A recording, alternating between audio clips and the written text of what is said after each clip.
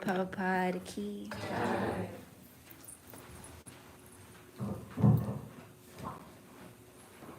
Hare Krishna. Welcome everyone to Bhagavat Sravanam. Thank you so much for being here. It's like so amazing to look around the room and have you all here. This is our weekly program. We do this every week. I'll make more announcements at the end. But today we have a very special, very special beloved community member, Kula Pradipa. He's going to be speaking to us about spiritual care. And yeah, we really had to convince him to give this class, and many people were trying to convince him to give this class. And it's so special that he's going to be speaking about this because he's actually a chaplain himself, so he's very involved. Him and Dina Prabhu, they are running the spiritual care department here at Bhakti Center, and they're going to be having open hours actually every Sunday from 11 to 1 during this time, so that devotees who need support actually in their lives can go and speak to a trained chaplain. They are also coordinating with Corona Care and Ramburu, and so they also are going to want to be creating like spiritual care groups here at Bhakti Center, developing a lot of different initiatives here at Bhakti Center. And Kula Pradipa is also, he's a chaplain at the University Hospital at Newark in New Jersey, so that's actually his professional career. He studied to become a professional chaplain, and he's been practicing Krishna consciousness for how many years now? A really long time. Oh man, yeah, like since 95 or something. Since like 1995, he's been practicing Krishna consciousness a really long time. He's a disciple of His Grace Ravindra Prabhu, and is very dear to him, and is also a long-term pujari here at Bhakti Center. He actually dressed Radha today, and dresses them every Sunday. He comes from a long way, New Jersey, every single Sunday to dress them, and he's done a lot of weddings and a lot of pujas and a lot of samskaras for our community. So he's a very beloved community member here at Bhakti Center, and is also a husband now, married to Jonavi, and yeah, just a very special devotee. So please welcome him with open arms to hear from him today. Hare Krishna.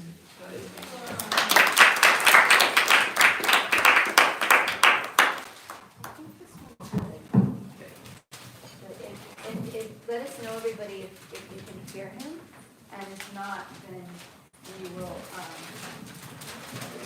get the other microphone. This thing is dying, it's dying, this stand is dying. Is it staying now?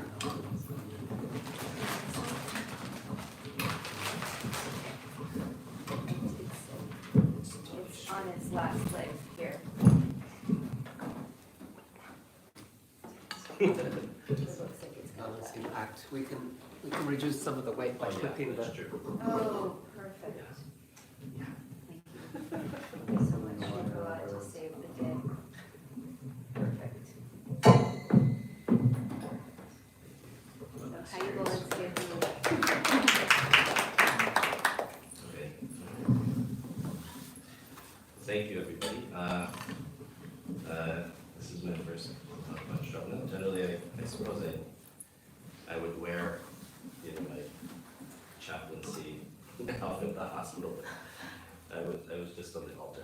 I came down. I was like, "Hey, when's this starting?" They're like, "Oh, basically, as a pujari, I just have to put a shirt on." We don't have much time, so I better get to it. So, one reason I think, well, first let me say spiritual care. Well, actually, first let me say I just want to offer a prayer of thanks.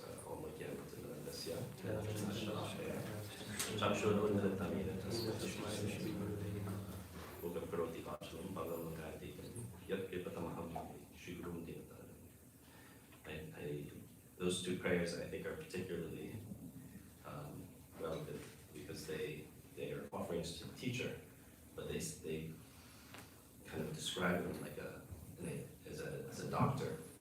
The shalakaya, for a person, they describe ignorance as blindness, but the teacher gives you like an ointment for your eyes so you can see.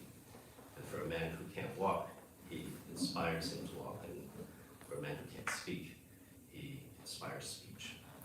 So I offer my respect to my teacher, Ravindra who actually inspired my pursuit of spiritual care. There was a lecture series called The Cure of Souls, and that happened in something like 1995 or something, 97. And it was for some of you who might be just kind of new to the bhakti path,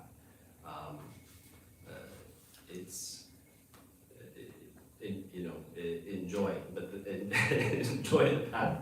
But there are also it's a community that's built over years, and with that building with the community, it had its share of troubles. The community, the structure had fallen down at different times, and built up, and brought down, and built up, and it doesn't quite as easily just end to say, oh well, we've had a reform and everything was okay. Sorry, I'm drifting. Spiritual care. So I'm a chaplain, and I think one thing I want to have in this discussion, because there's going to be another discussion tomorrow about, it's a very hot topic, Vaishnava care, community care. But I think that maybe sometimes maybe it would be helpful to have kind of a definition of what it is. A lot of people don't even know what a chaplain does. So most people think, oh, you must be with a lot of dying people. Well, that is true, but that's only a small portion of the work that chaplains do. It's very intense, but especially hospital chaplains. So, and then I want to kind of put it in the context of our community and Vaishnavism, Hinduism. Let's see if we can have a working definition. I don't want it to be also just exclusive. If anybody here has been thinking about these topics, please, interrupt at any time. If you have any questions, I'm happy to churn these ideas. Let me start, okay? So, spiritual care, it's just, this is chaplaincy in the context of community and our Gaudiya tradition. So the Gaudiya tradition is the tradition of Srila Prabhupada from Bengal. So I wanted to start, because this is about Sravanam, I wanted to start with the Bhagavat. So this is a depiction of Sudama Brahmana. And there's a story of when he goes to see Krishna. So they grew up in a very rural place, and then Krishna had become a king. So let me just read here. Actually, I should leave the picture, but anyway, I'm going to read it. So the Rama Sudama, a personal friend of Lord Krishna, was completely free of material desires. He maintained himself and his wife with whatever came to his own accord, and thus they were poverty-stricken. One day, Sudama's wife, unable to find any food to prepare for her husband, went to him, asked that he visit his friend Krishna in Dwarka, and begged some charity. So Dwarka is a big kingdom, and Krishna is the king. His old friend had become the king of Dwarka.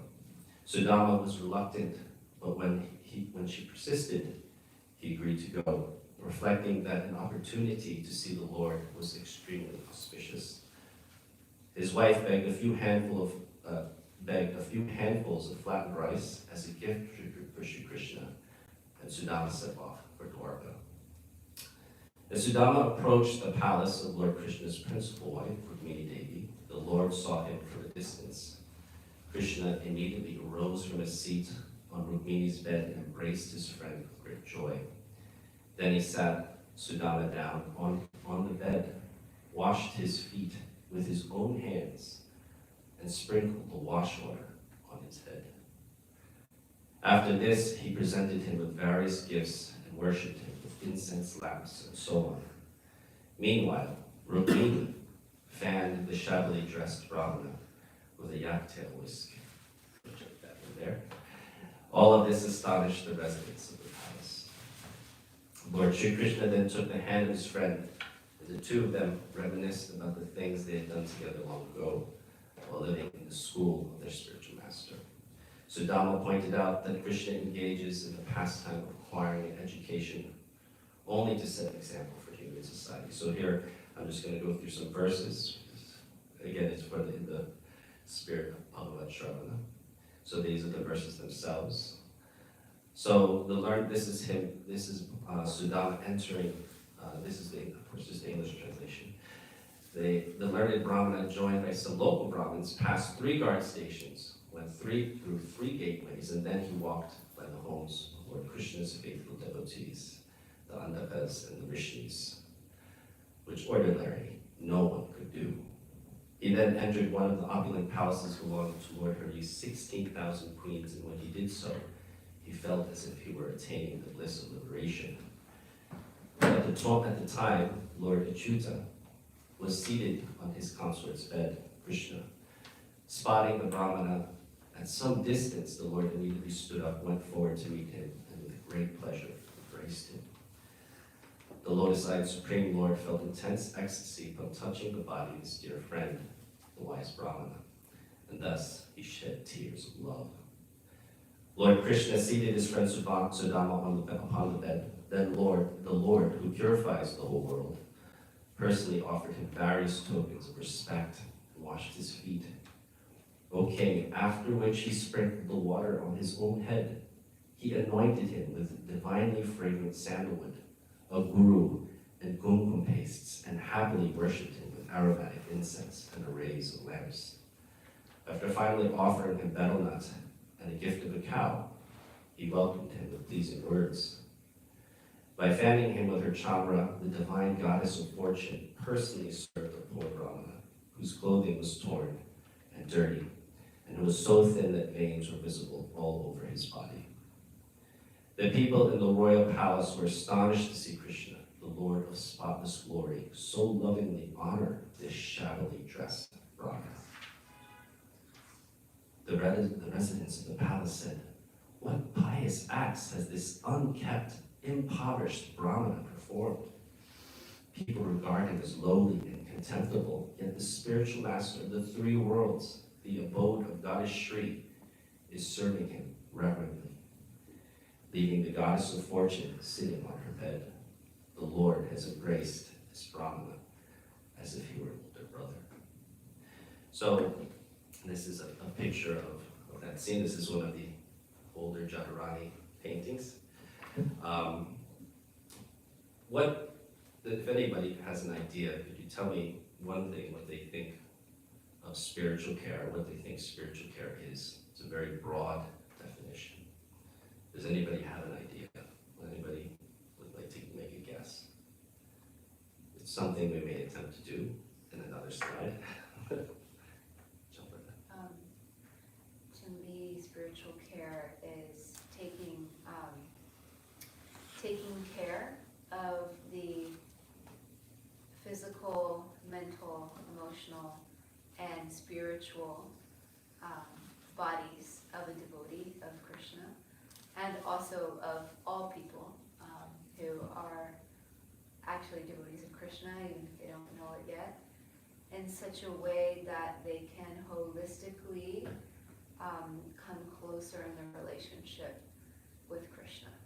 It's to provide the support for them so that they can peacefully practice Krishna consciousness, come closer to Krishna. And it's also seeing, for those who are giving that spiritual care, we were just talking earlier how someone like Radhanath Swami makes the devotees his deities. So it's seeing everyone as a part and parcel of Krishna and serving those people as our service to Krishna. Okay, that's good. Actually, that was very comprehensive. So if anybody has anything to add to that, or anything that you think that was actually, you took my answer, but that was a very good comprehensive answer. Anybody have anything else to think? And perhaps maybe, why do you think I might bring this pastime, apart from honoring the Bhagavat, which I want to do? Is there something, just to be clear, I don't, this is Leela, it's transcendent. I don't like to impose this is Krishna taking care of poor people, we should take care of poor people. That's the lesson. It is a lesson. It is true that we should take I mean, there is a little bit more to it, and it's going to unfold as we have this discussion. There's also backstory. I can't take this out of context. Krishna and Sudama were old friends, and so there's a rasa there. The rest of the story essentially is Sudama actually is so happy to see Krishna, he forgets to ask for anything. He doesn't ask him for anything. He's walking home, he's just happy that he saw Krishna. And then when he gets home, his small shabby house is a palace with a full entourage of people waiting to take care of him and his wife. So, I mean, it's a beautiful story, but the relationship is, I think the concept is, if we're talking about spiritual care, we're talking about a type of care that's based in devotion, a type of care that's based between a devotee and Ishvara. So that is one way of looking at spiritual care, as Champal had also said, as kind of nurturing that spirit. So let me move on. Now I had a few other stories. I'll just say them briefly because we don't have time. The next one was the story of Thakur Haridas and his passing, and how Chaitanya Mahaprabhu had taken care of it. If anybody had seen the online event we had with the Bhagavat Swami, he spoke, that's the pastime that he spoke of. And it's an exemplary, I mean, Krishna, this is Chaitanya Mahaprabhu as the exemplary devotee, how he took care of Thakur Haridas at that moment, looking him in the eyes, this is what Haridas Thakur had wanted, to see his Lord. The last thing he said, I want to see is your face, and he cried. And then Chaitanya Mahaprabhu took care of him, he did the rites, he carried his devotee's body himself, and he put him into the samadhi in Jagannath Puri. So another example of care, it's more than care, spiritual care.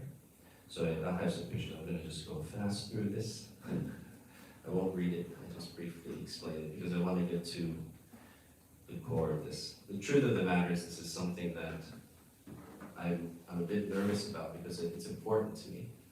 I am a chaplain, I've been doing it for 3 years, in a very, very stressful hospital. It is literally a war zone. Every day is gunshot wounds, and it doesn't matter how old you are, you're gonna get it. I had an 8-year-old shot in the chest the other day. It's just, it doesn't make sense. But you're there accompanying families through these difficult times. And there is trauma in life. Whether you don't have to be shot to experience it. Their life is very hard. That's one of the things that will be unique in our discussion of spiritual. Not unique, but it's something we'll discuss in this talk. So I'm going to go fast through this. And I also want to say that there'll be more discussions about this. Dinabandhu and I are both chaplains, and we'll be having seminars once every month in 2023. One giving just an overview of what chaplaincy is, if anybody is interested in doing spiritual care, and also explaining that it's not something that just chaplains do. The truth of the matter is, the best person to perform spiritual care are the people, when I'm in the hospital, the best spiritual care are the people who are closest to the patient. I'm just the chaplain. But most of the mother, the father, the children, they give the best spiritual care for their loved ones. We are just there to facilitate. So, anyway, so this here is spiritual care. This is the undecorated first slide. So, I'm trying to start here then with a definition of spiritual care. Let me start here with a more academic definition that's been given. So an academic perspective, spirituality in human society can be found in secular and religious contexts. In a secular context, spirituality is the search for meaning and purpose in life, while in a religious context, it is an institutionally determined approach to faith. Understanding spiritual concerns are particularly important when caring for patients at end of life and assisting families through bereavement. Spirituality can provide patients with a path to finding meaning in their life in the face of disease and death. The spiritual beliefs of the patients play an integral role in the patient's ability to cope with their sufferings. So, I know that was a very wordy definition. I have the citation below. It's in a medical publication. Does that sit well? I don't. For me, it didn't sit well. It seems so stagnant. You know, it's hard for me as a chaplain. Well, not just a chaplain, but as someone within the religious tradition to say, you know, religious context is an institutionally determined approach to faith.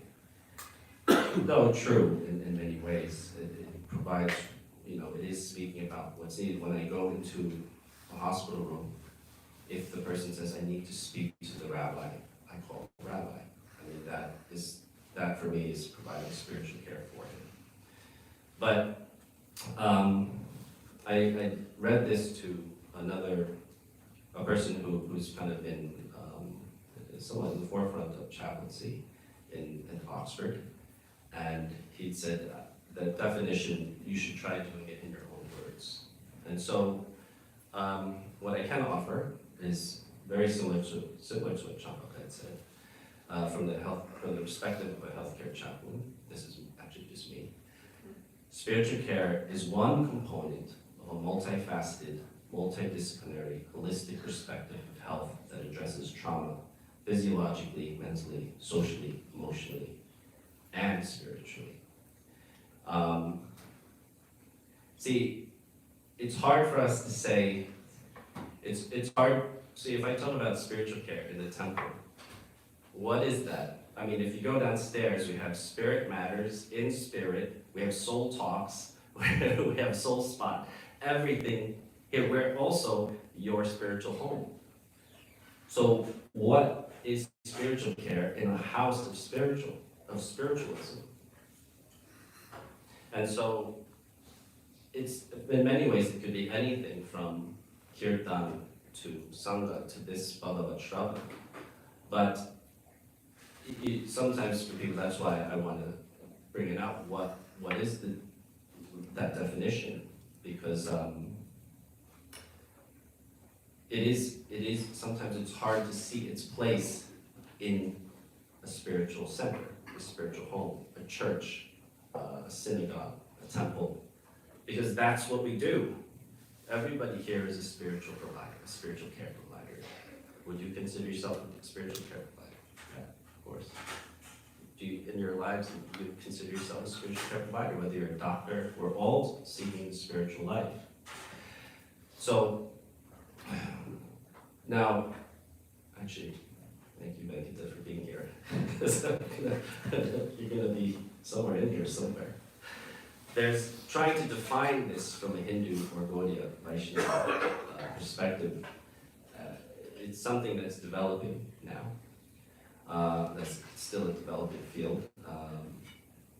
There are some general concepts I would put to it that I think seem to be common. Understanding that dukkha or suffering is an irremovable aspect of the world. Understanding that despite that, we are unified and have a relational connection with all living things. I got that from a few people, Rambachan and also Radha Kariman, actually. God is personal, and so we are to engage in this way, in a vulnerable way. The world is a personal place. Engagement begins with the transformation of character, the paradukkha dukkhi, the ability to identify with someone's suffering, not just to be sympathetic, but to be empathetic, to understand that that suffering isn't just theirs, actually, because death is an inescapable thing in this world. Pain, disease, old age is an inevitable thing. So that isn't just someone else's dukkha. It's in one way all of our dukkha. And dharma is a natural sustaining structure of the world. there's a duty, there's an engagement in it. And then karma, action, moves one to help others. And here are the citations. Hindu approaches to spiritual care. One of the authors is here. And then also, there's not much literature on it, to be frank. And Hindu chaplaincy also, Venkata is also part of that. So there are attempts to, it's not just one, there are many branches of Hinduism that are trying to define spirituality. So there are Advaita Vedantins, there are Tantric perspectives, and there are Bhakti perspectives. Whether that, I don't, just to speak as a chaplain, there's an aspect of interfaith that happens in chaplaincy. I work, it's different, I've been to interfaith seminars before. I've been in like an academic where representatives of different faiths kind of discuss their beliefs about certain topics. But as a chaplain in a hospital, or if you're in the military, or if you work as a chaplain in prison, you work with rabbis, you work with imams, and there is this place where you can meet together. There's no like, you're a Mayavadi, or you eat meat, and I don't want to talk to you. There is this common ground of faith, and some of the topics there, like that suffering is an removable aspect of the world. Every chaplain of every denomination will agree with that. So when I see these different Hindu approaches towards a definition of chaplaincy, it's not the old perennial, Dvaita versus Advaita arguments. These are people working together to find a function, a way for people to relieve suffering people. So that's, as we started with the definition. Is that clear for people? What a definition is? What does a chaplain do? Does anybody have an idea? Does anybody want to venture a guess of what chaplains do?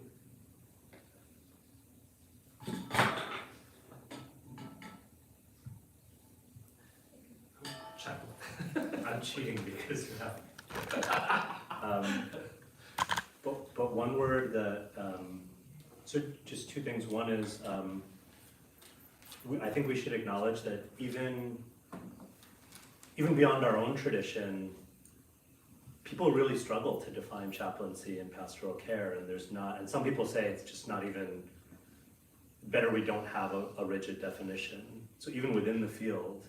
Yeah. Like I found it very, very difficult, even in terms of some of this academic writing, to find a single agreed upon definition of pastoral care. So there's something kind of intentionally, I think, very fluid about it. Sure. But the second thing that, a common thread that I think comes up is this word accompaniment or accompanying. Yeah. And so maybe one I just want to put out for the devotees here to think about. One way we might think about spiritual caregiving or chaplaincy is what it means to accompany others through their engagement with the world, with dukkha, with self-realization, with connection to Krishna, connection to each other. There's something very powerful about being alongside someone as opposed to either trying to lead from the front or from the back, being alongside them. Yeah. There's one thing that you learn in the education of chaplain, there's something called clinical pastoral education. So practically all chaplains have to have some level of clinical pastoral education. That could be 1 unit, 2 units, you do residency. There's a whole educational system laid out for chaplaincy. One of the fundamental principles of that education is this concept that Venkata just said. It's the accompaniment. In Christians, at least in their terminology, they call it the ministry of presence. Presence is a powerful thing. To be there with someone, not trying to find a solution, not trying to, say, I'm so, like I remember we have these verbatims. So like when you meet patients and you speak with the rest of the chaplains in your education, and then you tell them what you did, and then you write word for word what you said. And I remember I had one patient who a family member had lost someone, and I said, I'm sorry that happened, and then I prayed, and then the chaplains they all got like, why did you say sorry? I was like, I'm sorry. He said, but do you understand what you did when you said sorry? You stopped that. That person was feeling something. You also cut your connection from the situation. I'm sorry. You're no longer accompanying the person. Why did you pray? Well, I'm a priest. No, but did you pray for you or did you pray for them? Did you pray because you thought it was awkward and you had to move on to another room? Why were you praying? So it changes. So I ask you what spiritual care is, and in many ways, it might not be what you think that it is. It might.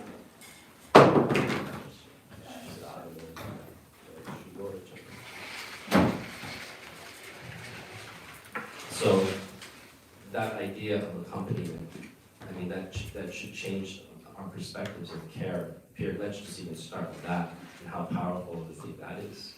Then realize what that requires. If you ever had a friend who's going through a hard time, we check on them. But sometimes, like for example, if they need, how can you accompany them? They're like, oh, I don't have time to answer this phone call. Oh man, this will be a 1 hour phone call. Oh, I have other stuff to do. So presence, accompaniment is a very, very powerful thing, and you have to know if you're doing it, how you're doing it. It has a lot to do with just human relationships. So thank you for bringing that up.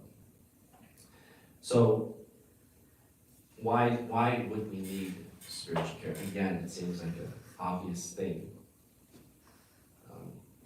It seems obvious. I would. In the way the world is, it seems like we know we need it, and then why is the world the way it is? It doesn't seem to make sense. But okay, one secular reason is that health is now viewed as we've discussed, a multifaceted, multidimensional, multidisciplinary model. We don't see health as just hospitals anymore, or behavioral health institutions. Health, wellness goals in terms of a holistic view of the individual, the self. And it is actually a requirement for hospitals and healthcare settings to have spiritual care as part of their medical team. It's you could Google chaplaincy. Joint Commission is the entity that inspects and grades all the hospitals in America. And they require, if you're going to meet a certain criteria as a certain operating level hospital, you have to have a spiritual care or chaplaincy department. And also, by the way, so chaplaincy, which was clinical pastoral care or chaplaincy, is now referred to as spiritual care. A lot of times there was a kind of a denominational, stigma for the term chaplaincy. So a lot of times it's referred to as spiritual care. So we understand the health of the body, mind, and soul. This is us maybe speaking here today. We understand this is a holistic system where the soul is at the center requiring nourishment. And as the soul maintains and governs the body, similarly, this is in the Bhagavat Sutra, God maintains and governs all. So in the same way that the soul governs the body, God governs all of us. Now, so as far as what the need is, I think I wanted to look at a new perspective of how we water the tree and how we nurture spiritual life. We all know the analogy that you don't water the tree by the leaves. That's an analogy you've heard. You have to water it by the roots. That's where you pour the water. Has anybody ever tried to grow tulsi? You don't just water, you get root knot. You can't water too much the roots. And no plant operates that way. It needs sunlight. It needs, you have to take care of the mites on the bark. You have to sometimes trim the leaves. You can't just let it go to seed. So it's not about just watering a root. So this is the idea that this, see, I was talking with my wife and she's like, well, what is the purpose? I was like, it's the multifaceted, multidimensional model. She's like, well, why? That's not a reason.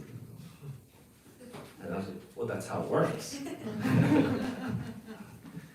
This is, I should have gotten, it's a good thing I got married. So I didn't see that, and so that's the reality. If you want to nourish the soul, yes. I also want to address something that people had said, like a couple of years ago, the term spiritual bypass was being used. And in one sense, I was just like, oh, I don't know if I want to use the term. Because I even though you could say, oh, you're not the body, just handle it. You're not the body, that's true.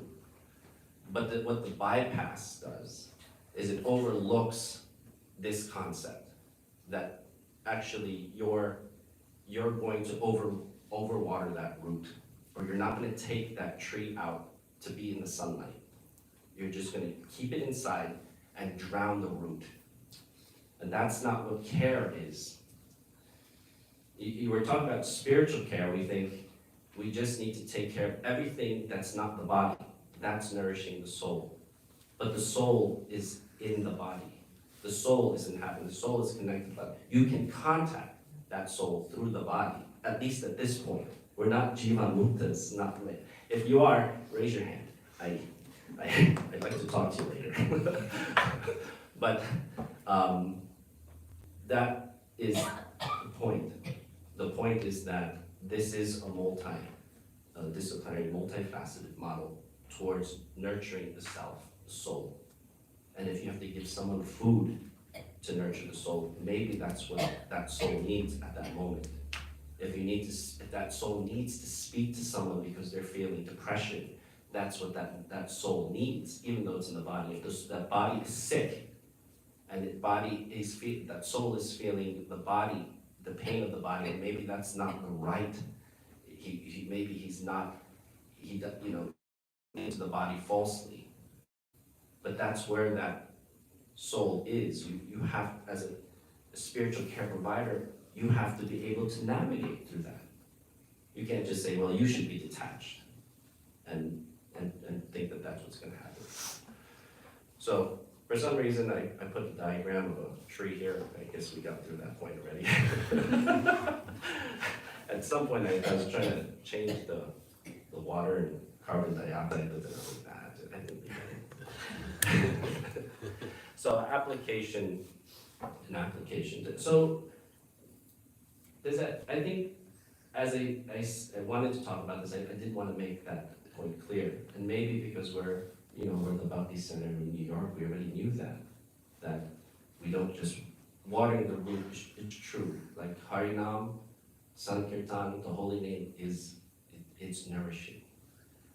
But there's also other ways to nourish the soul, and we shouldn't neglect them. Does that seem like a clear thing? Yeah. Okay. So this discussion was only made three major parts. It was attempting a definition, determining why it may be needed, and now this is an application, a practical application of spiritual care, or the concept of spiritual care. So you have care. I divided it into three sections, and this also came from Radha Raman, who I have to be thankful to him. He said, if you're finding if you find a topic that you find difficult to you, you should ask yourself first, why? Where is the question coming from? Who's asking that question? Or who's proposing that idea? Where is that coming from? And then he said, two, how are you interpreting it? How is it triggering you? why. Like if somebody said, I don't know, like, so that was a stupid example. Somebody said something like pizza is the worst food, and then why would I be triggered by that? Because I grew up on pizza. You know, like there's a reason why that person might hate pizza too, because they never had pizza. And I only had pizza growing up. So one, where's the question coming from? Two, how are you taking the question? And three, what is the environment in which this inquiry is coming from? What time and place is it coming from? And if you understand that, if you see these things that bother you in that context, you actually, it gives you peace, because you start to understand the reasons for it. Like there's so many, if you go on Facebook, you see people arguing about just about everything, with no intent to understand why that person's asking the question, not aware of the network that has an algorithm that wants you to fight, and you know, why do I feel like I'm getting angry about that? I mean, if you just kind of paused and understood these three things, you would do a lot of good for yourself and for others. And if you care enough about it, you might be able to influence the environment to make a change. So the application is, you're going to have internal care, the self-care. Then there's interpersonal relationship care, the spiritual care. And then something that seems to be coming up a lot lately, community or communally, societally, institutional environmental care. And there's a correlation here to the threefold, the dukkha's, adhyatmika dukkha, adhibodhika dukkha, and of course adhyavika dukkha. So the self, the dukkha of the self, the atma, me to myself, my mind, adhibodhika, other beings, the relationships, and adhyavika, the environment that we exist in. So I think the first two are, I put here svadhyaya, sadhyaya, which is a yoga term for self-study. We should understand ourselves. We should understand, this is like traditional, like what we're talking about. We study Upanishads, we come to Bhagavat Gita class. You are not the body. Understanding yourself, understanding the circumstance. Japa, sadhana, being aware of the context in which you exist. I mean, this is very broad, okay? And if anybody has anything they would like to say about that or add to it, it's just basic. I mean, I thought these were 3 meditations you could have about this internal care, Upadeshamrita verses 1 through 3. I won't read that, we don't have much time. But the Upadeshamrita is a great text for self-study, for study, and now also understanding human relationships, as well as our tradition, our worldly tradition.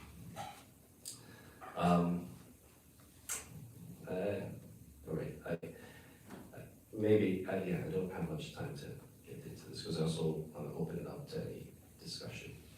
Interpersonal care, I have the term sangha is associated with that.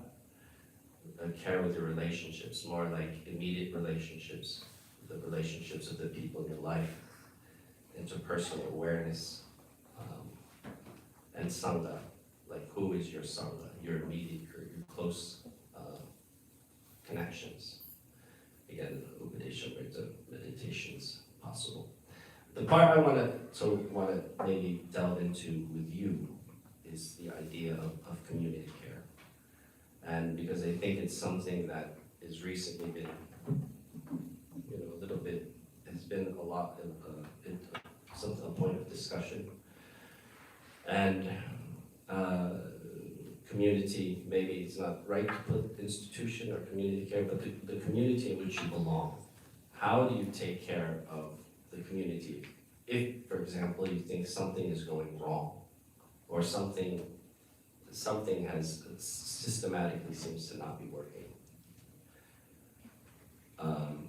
Awareness of the history of things, awareness of like the history of why we've come to this point, why it's not working. And then community practice practice. I suggested some type of a practice. I think Sankirtan is a good example of community practice, it seems like. There have been, like in many cases in our own community in the Catholic Church, there have been instances of abuse, child abuse. And the people were trying to understand, why is this happening? And in the case of the Catholic Church, for example, their solution for a good amount of time was to say, if this person is doing something wrong, if there's a pastoral abuse, how can we correct this? Let's just move the problem somewhere else where they won't make any more problems.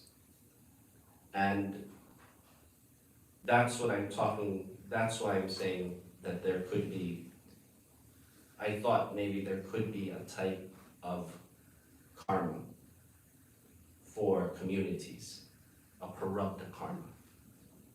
That if you have, that means a manifest karma. That means like there's bija, aparabdha, unmanifest karma. There's the seed of an action, there's the unmanifest act, and then there's the manifest results of that. We consider that like karma. You're a bad karma. And sometimes it's also based on papa, on sin, papa. So, is it possible for a community to have a collective karma? Do people believe that we can have collective karma? So in the case of the Catholic Church, because they didn't want to address that issue, it kept on happening over and over.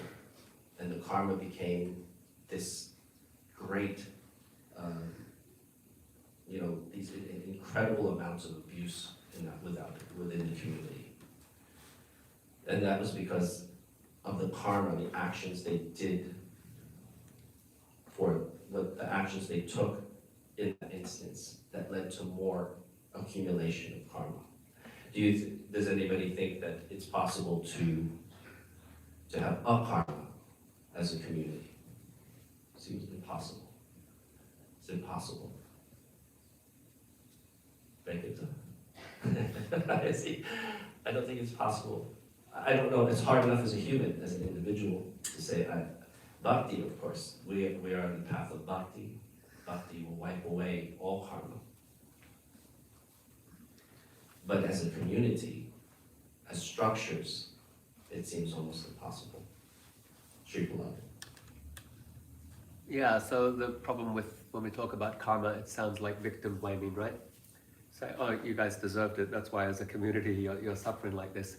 So with the Bhagavad Gita's teaching on karma, it's not just fatalistic in the terms of that's your fate, but it's also understand that your actions now are creating your future destiny. That's right. And so I think that's really where we need to bring the argument and understanding, no, we can't be a karma.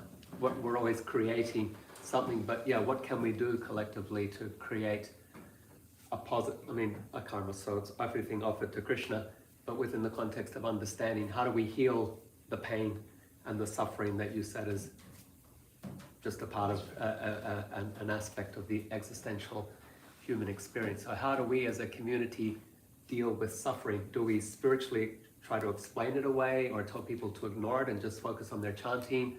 Or do we accompany and be present? And then are we doing just doing that to people on the outside, or are we doing that for our members? Are we ignoring our members as we do that for people who are outside of our community? Or so that's the conversation that we need to be having, right? I think so. I think that in these models that we're talking about, this multidisciplinary model, like there was an incident recently where there was a case of child abuse, and a cleric had said, instead of us persecuting this case of pastoral abuse, we should be forgiving, because that's our tradition. You have to forgive and remember that this person is the Atman, this person is the soul. And people got angry. They're like, how could you say that? You can't give. You're now. It almost sounds like you're vindicating him, or you're asking us to give mercy to the person who did wrong. But at the same time, you know, he's a religious cleric. He's a renunciate. What kind of answer would you expect from a person in that place? I think what the models we had been talking about are these multidisciplinary models. There's no one answer. And there are some things in the case, like when there's a structure, there's going to be people who are going to think of policies, propose policies. There are people who are going to enact policies. There are people who are going to provide support for people who are abused. There are going to be people who are going to try to reform abusers, or then there are going to be people who are trying to prevent it in the future. And the question is, if you're part of the community, are you ready? Do you have those people? Or are you ready to take those roles? Do we have the people to take those roles in those difficult circumstances? And I don't know, maybe there are more, there's growing more people available, but I think there's a long way to go. I think that's part of the thing. Part of presence, just like a relationship, is a powerful thing, is that you're gonna go through difficult things, but they're going to be there. There has to be a continuity to move forward, and also a diligence to keep on pushing for what a better model, a better action, a better adaptation. Otherwise, we just look at the history and say, oh, you know, we're gonna write another monkey on a stick or something. That's an inside joke, maybe. But I don't know. That's just some things I've been thinking of recently. When I came to the concept of community caring, I stopped for a little bit, and I paused, and I sat with my wife and we talked for a good time, a long time. And maybe this is something that others here have been thinking about, like how can we move forward? It's not just it's not just also scandals or things like that. I mean, we're talking about everyday life. We're talking about, we don't have like hospice care in our community. We don't have any proper mental health facilities for people who may be going through depression. It's developing, but even things on that level, there has to be a diligence and a drive to kind of move forward and develop those things. I'm not trying to be like a social justice warrior or anything. There's nothing wrong with that. But it's not just an idealist. Actually, I should say that there's nothing wrong with that. I'm just saying, what is the path forward?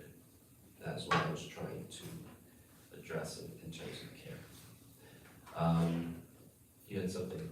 So, from a perspective of chaplaincy, Prabhuji Hare Krishna, at least in the Americas, we have this introduction of spiritual care. You said chaplains and spiritual care, but in other parts of the world, there is not even chaplaincy, no spiritual care. Chaplains are not even allowed in most of those hospitals. So it's quite. We are looking at the other, community, when we say not just the temple community, but when we look at the broader community, it's very, very steep. It's very, very dark out there. At least I think Americas, we still have some hope, thanks to Prabhupada and the ISKCON community, and other hospitals that are there. Because I remember trying to get at least spiritualists into one or two hospitals, just to, for the, and they just kicked them out. They're like, these are the only doctors allowed. So it's quite intense out there. I'm talking about India and other countries. It's very worse.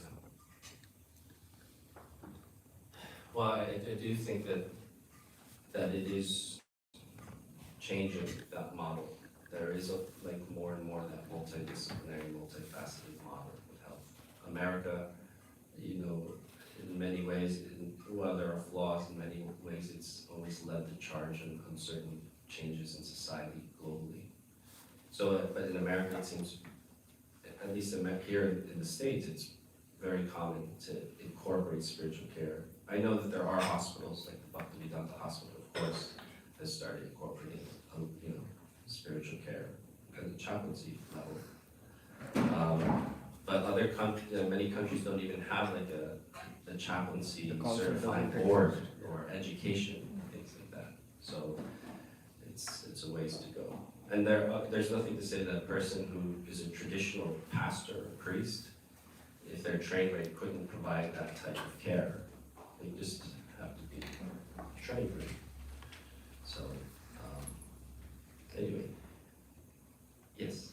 Thank you so much for this talk, Prabhu. I think just something I'm taking away, I'm kind of bringing this down to like a personal level. Like, I have someone in my life who just lost a dear friend who just lost their sister, shockingly and suddenly, and they're not particularly spiritual. So like, how can I accompany them? And I think that word was really powerful. How can I accompany them in this experience of grief when we don't necessarily have that shared faith to connect on, and they're far away, and it's just, how can you provide that presence without that? I mean, it is understanding where that person is coming from, but why they might not be spiritual, what their answer is for confronting that. When you try to understand a person, actually, it starts feeling more like spiritual, the bond, the connection, that relationship. Even though it might not, like, say, have the theology, the robust theology to support it. But just if you have a loved one that is going through a difficult time, accompanying them, I mean, if, for example, like if this person's way of taking care of grief is self-destructive, and you would say, well, I don't know if I could go that way. I don't know if I want to be a part of that. But there are places where you can accompany them in this path. It doesn't mean you have to, also go down, also hurt yourself, also be part of that. But you can also speak with them where you can. And that's part of being a chaplain. There are times where I have to draw a line. And there's a big aspect of self-care that has to do with chaplain. We sit with each other. We have these grounding prayers. We have these retreats where we have to kind of, speak with each other about these cases. Like it's a lot of emotional work when you're a care provider in any capacity. As a friend, as a professional, it is a lot. It's a lot of emotional work, and you evolve. But the tiers of things go higher and higher. So I'd say accompany them where they are, see how that works with you.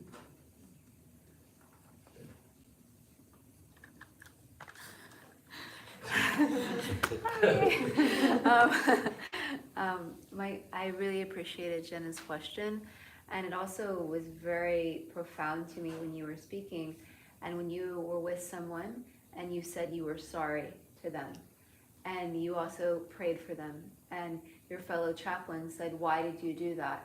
You stopped accompanying them.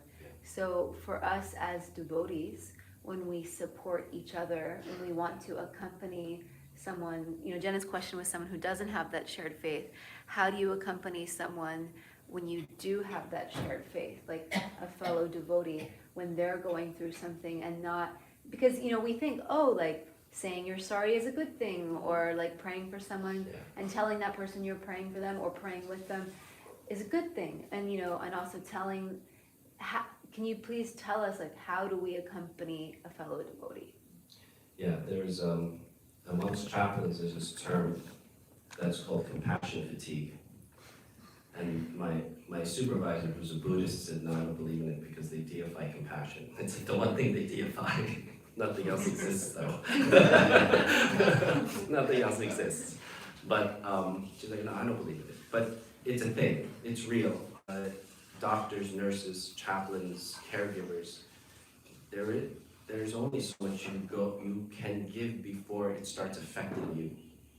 And then it's like trying to save a drowning person and you don't know how to swim, or you're tired, you know. But if the question is, how do you give that care to someone?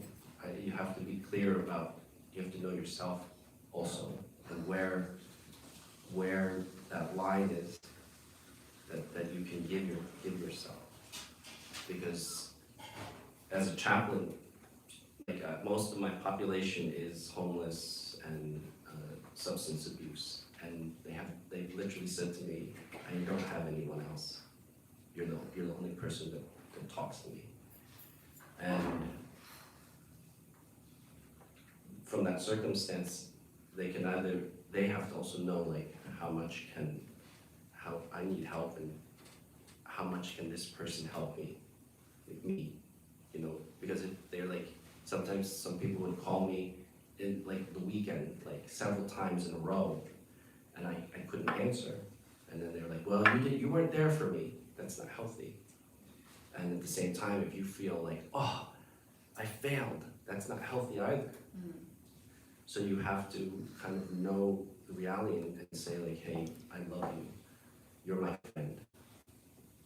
I can talk to you in the morning, or let's talk on Saturday. I'll have time available.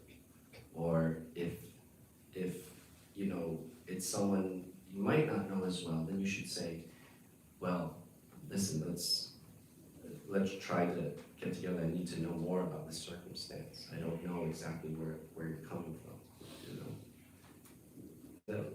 Is that a good, or is that what you're asking, or? I'm partially satisfied.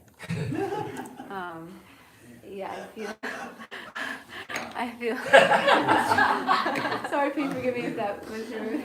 No. Thanks, Arjun. No, I mean that was really, really good, but also just like is he's gonna chastise me later. But like, is it mainly listening to someone? Because also, you know, there's the concept of like when someone is down, you help them up, right? But you also kind of have to go there with them to do that, and you never ever want to, like, you have to fully understand what a person's going through. And also sometimes we can't really understand fully unless we've ourselves experienced that. So like say someone's in a really, really dark place, and maybe we're in a really, really good place in our life. Is it mostly listening? Like how do you make that person feel extremely cared for when you might not necessarily understand the depths of their suffering? Yeah, that's something that, again, I can only give my experience. There's so many circumstances I can't understand where they are, whether it's the life choice, where they are in life, or like sometimes if it's a patient who has a very bad disease. To accompany them is, what I give has value, but at the same time, it has to be clear that I am going with you as much as I could go with you. It's not always like self-destructive as the example we gave, but there are certain things like, there's an aspect of that experience that is for them. They have to experience that. And it's difficult, but that's part of that. I mean, you understand, like, Yeah. for example, like I deal with people with very, very bad substance abuse issues. And I could provide support for them, but at some point it's enabling. And I have to stop because there's a point where they needed to face something that they alone have to face. I can't, that's not something that I necessarily will be able to face. I could, but there's just certain things that that a person has to face on their own. I don't know, that just seems, that's my experience. That helps a lot. Thank you. I don't know if it sounds cold, it hurts me too. Yeah. Thank you.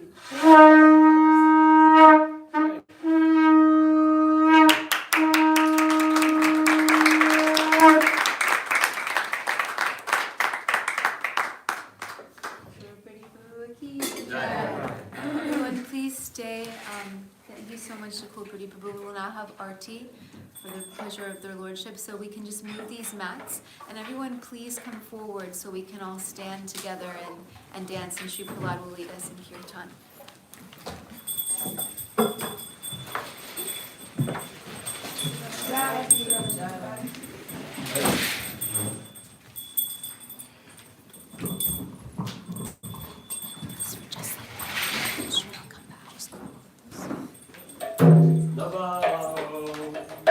Vishnu Padaya Krishna Krishnaya Bhutale Srimate Bhakti Vedanta Swami Nityanamine Vishnu Padaya Krishna Krishnaya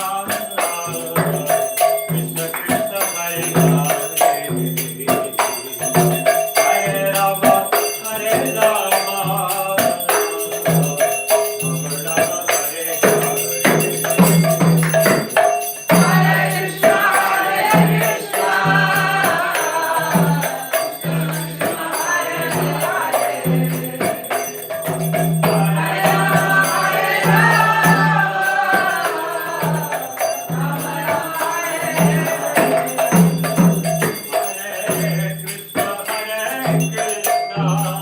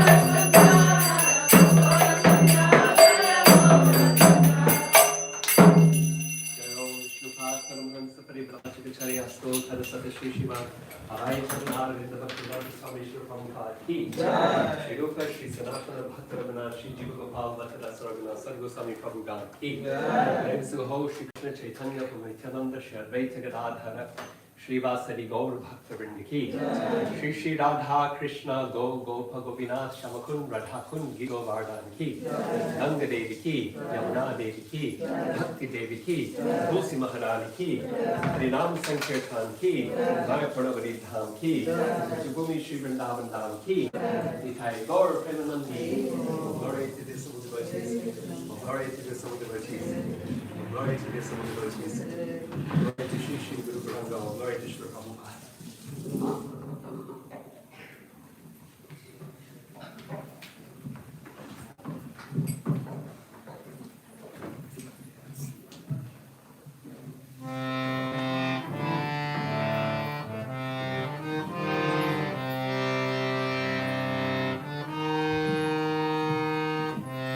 Namaste Narsimhaya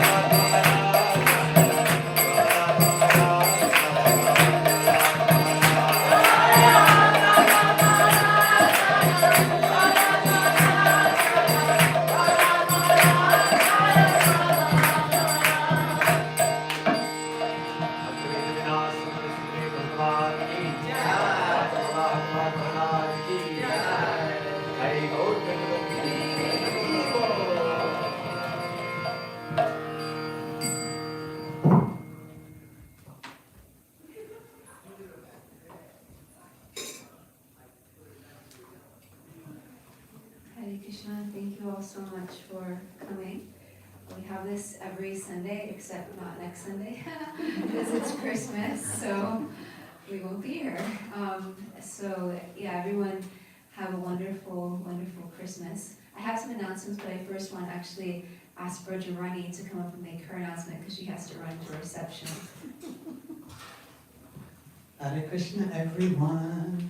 So it's that time of year again, so some of you know that we do the Prabhupada Marathon. So globally, we're trying to distribute 3 million Bhagavad Gitas, 3 million. And the Bhakti Center has signed up for 200, which is not a lot, right? It's not a lot at all. So there's an opportunity here, there's a couple of opportunities. One is to help sponsor.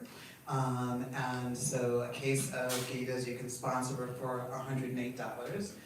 And the other bigger opportunity is that we have gift bags. And in this gift bag, there's a Gita, there's some Mahaprasad candy, and a card for Spirit Matters and for the Bhakti Center. And what we would like people to do is grab a bunch of bags and give them to your mail person, give them to your grocer, give them to your dry cleaner, give them to your building management, put them in a tiny library, but that this is a way that this Gita kind of moves through the world. So in the back you'll see these colored bags, and we just ask you to grab a few of them. We're trying to give out 200, so you can't take too many. So thank you all very much.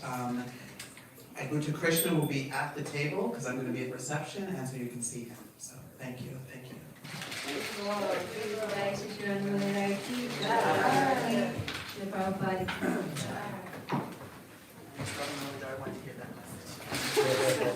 They definitely did. So just a few more announcements before we break for Prashadam. Tomorrow, actually, we're going to be having a program from 6:30 to 8 p.m. here in the temple with Bhakti Vigyana Swami. So we're really excited for him to come. He's a very senior disciple of His Holiness Sravanam Swami and an amazing teacher and preacher. And he's going to be giving a lecture on community care, devotee care and community building, and then doing kirtan. So please come for that if you can. And then we have, of course, every Tuesday and Thursday, including this week, no stopping. Tuesday night kirtan 7:30 to 8:30, Thursday night kirtan 7 to 9. And we are having a New Year's Day program here at Bhakti Center on New Year's Day from 5 to 7 p.m. It's going to be kirtan and like so many different booths like face painting and game playing, and it's family friendly, so you can bring your kids. So we'll be having that on New Year's Day, and then we'll be having Bhagavat Sravanam also on New Year's Day in the morning. And Doyle Garanga will be speaking about how success is in pleasing Krishna, stories, lessons from the pastime of Vritra from Vritra's prayers from the Bhagavatam. Yes, you have a question? Do you have any program on New Year's evening? No, we don't have a program on New Year's evening. New Year's Day? We have a program on New Year's Day, yeah. Yeah, but I believe the Brooklyn Temple is having kirtan on New Year's Eve up until midnight. So if you want to do kirtan, we recommend everyone to go to the Brooklyn Temple and participate in that kirtan. And if you want more information, if you're not already on the temple newsletter, you can sign up online, bhakticenter.org, scroll down to the bottom and click temple newsletter. And if you'd like to be on the temple WhatsApp and you're not, you can come see me, I can get you on that. It's the exact same thing that goes out in the newsletter, just in a WhatsApp. Some people like being on both or one or the other. And if you would like to volunteer to help with cleanup after lunch, we have a beautiful lunch prepared for you all in the back. Take the lunch in the back and not in the front. If anyone would like to help clean up after lunch, you can come see me. And last but not least, if anyone is interested, we have a home program initiative where we're really trying to encourage devotees to get together in each other's homes and have meaningful sangha and build relationships and have a support network. So if you'd be interested in hosting one at your home or being in one, you can also come see me. Hare Krishna.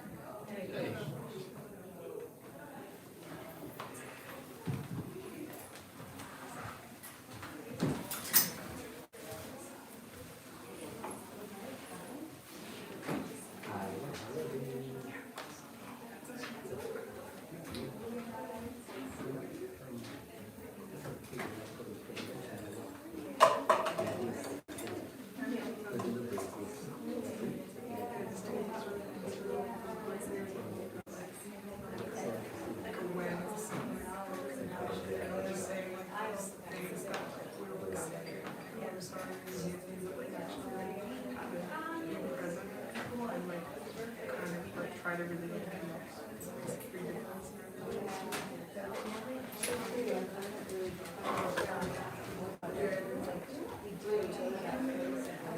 What can I do to help you? And maybe like in that moment, actually what we really need to do is like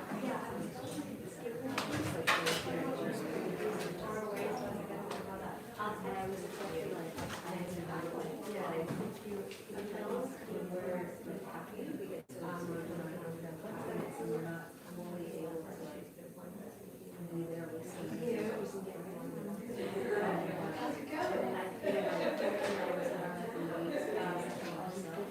it's actually like you get confidence and that you get better for other people and their suffering. I've had that experience of like going through like and like because I can do that, I can understand.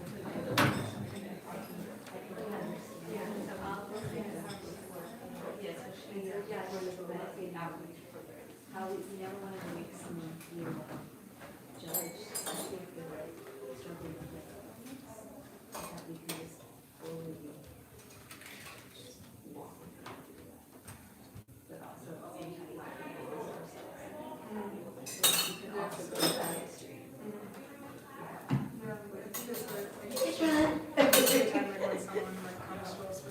How are you? How's the yoga teacher? Good. Back there to here to crack the whip with them.